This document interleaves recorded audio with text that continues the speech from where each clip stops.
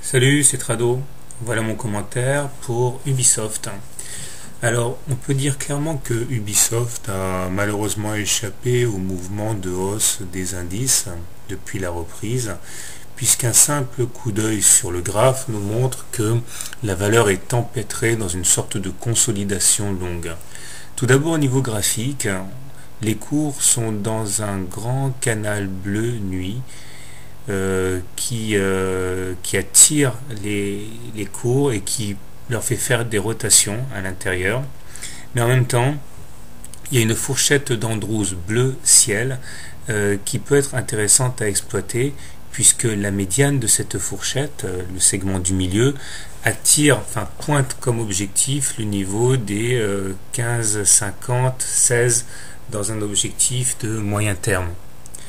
Parallèlement, les cours sont également compris dans un tunnel plus large, compris entre 18 globalement et 10-30.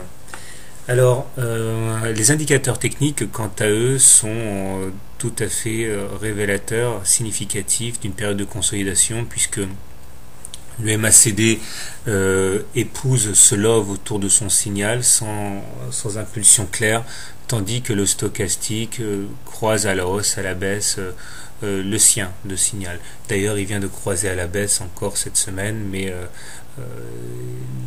l'implication de ceci n'est pas très révélatrice pour l'instant. Le momentum, quant à lui, est toujours ancré en zone négative, ce qui montre la pesanteur qui pèse sur le titre. Alors, en termes de théorie de Weinstein, nous sommes en phase 3, c'est-à-dire que la moyenne mobile 30 semaines est plate, c'est celle qui figure en trait noir fin. Impossible à partir de là de privilégier un sens, encore que dans la théorie de Weinstein, la continuation de la tendance précédente a plus de chances d'intervenir que son inversion, donc clairement une baisse. Alors, comment trader la valeur? C'est très difficile. Plusieurs choses. Pour ceux qui ont une conviction haussière sur le titre, on peut jouer la fourchette d'Andrews bleu ciel en visant donc la médiane de cette fourchette avec un stop loss en cas de sortie de la fourchette bleu ciel. On peut également jouer à la hausse le canal bleu nuit en visant le haut du canal avec un stop loss en cas de sortie de ce canal. Mais on peut également trader short. Alors là, ça sera plutôt une théorie de Weinstein en application, en considérant que on a plus de chances de repartir à la baisse.